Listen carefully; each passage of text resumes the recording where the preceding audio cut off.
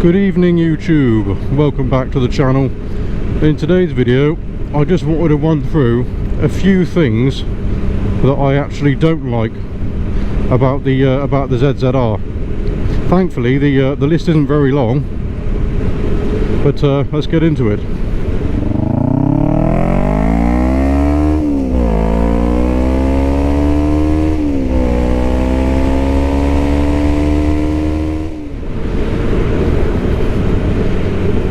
So first off, I want to start by saying that, as I said, thankfully the list isn't very long. I do absolutely love this bike. I've never experienced anything like it. It gets your heart pumping like nothing else I've ever ridden or driven or even been in. But the first thing I don't like about it is the brakes. Now, I'll start by saying that this probably isn't applicable to the performance sport version, the later performance sport version, because that one has Brembo brakes, which are probably a lot better than these ones are.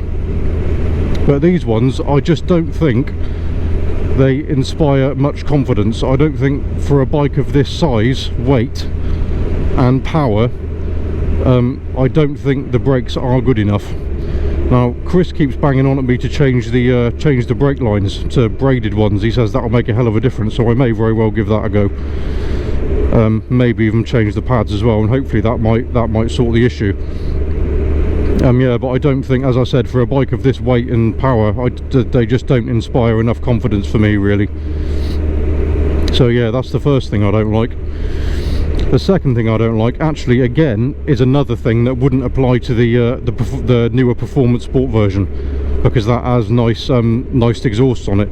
This standard one, the exhaust cans on it are absolutely horrible.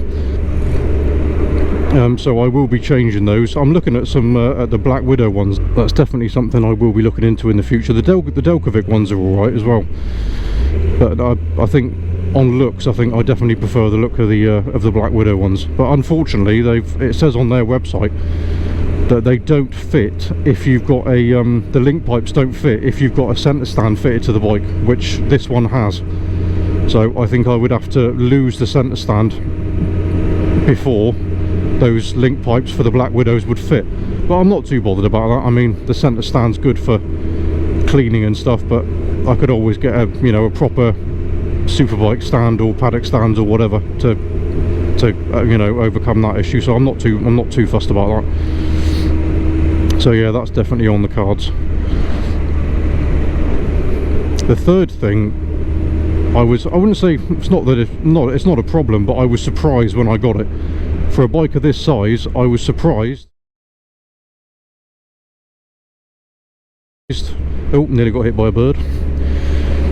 I was surprised just how little room there is underneath the seat. I mean, don't get me wrong, I didn't expect a full-on car boot under there, but for a bike of this size, I really thought there'd be something, but there is literally, I mean, there's nothing.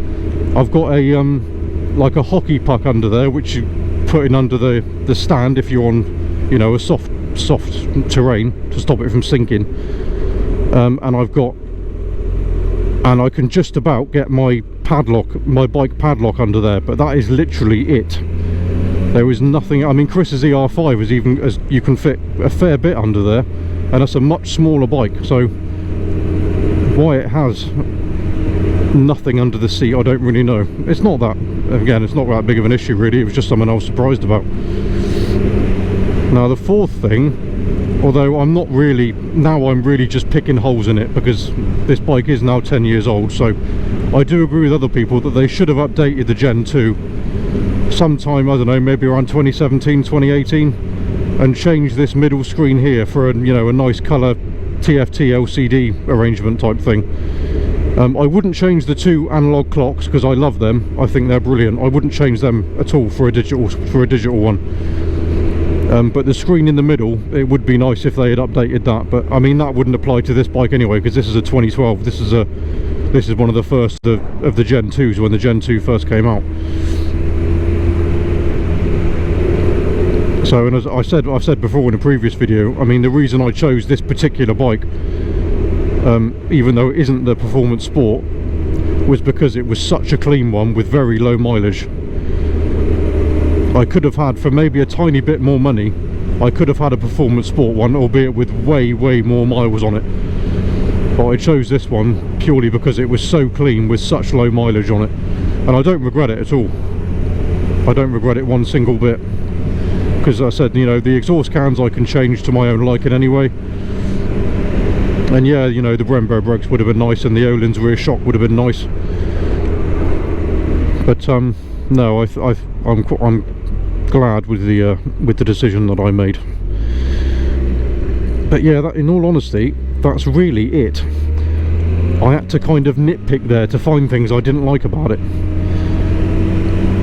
I just really wish, you know, I hope that someday in the future I have the time to take it on a long, you know, a long trip somewhere, you know, go away for a few days on it and do some serious mileage on it and see, you know, see how it fares. Because I mean, that's what these bikes are made for. They're made for absolutely smashing miles at high speed. That's what they're made for. They're made for touring continents. So one day I do hope I get the chance to, you know, even if I don't have the time to take it abroad, even just take it, you know, up to Scotland or something and do the NC500. I'd love to do that. I know Chris would be right there with me. I know that's a dream of his as well. Yeah, maybe one day.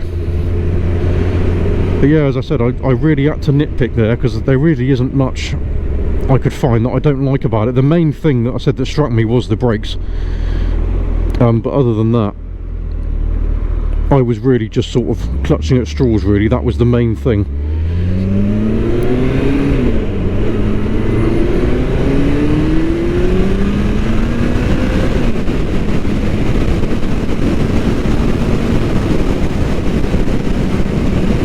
God, I love this bike. It just puts a smile on your face. Doesn't matter what gear you're in, what revs you're doing. Although when you're sort of above 5,000–6,000 RPM and you rip the throttle back, it just honestly puts your heart in your mouth. I don't know how else to explain it, really. It's such good fun. So that was a very short list of reasons why you shouldn't buy one.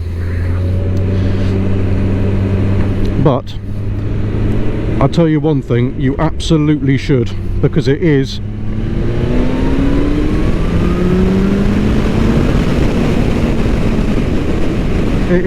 bloody fantastic. I have got another one coming up soon. I've got some new headlight bulbs for it, some nice white LED ones, which I don't know if you can see in the reflection of this car at the moment. They're just sort of like a standard yellow colour. So I've got some new bulbs for the low beam and the side lights to change them to, you know, a nice more modern white colour. So I've got to find the time to do that. But yeah, that'll do it for this one. A few reasons why you shouldn't buy one, but you absolutely should. Alright, that'll do from me, guys. See you in the next one.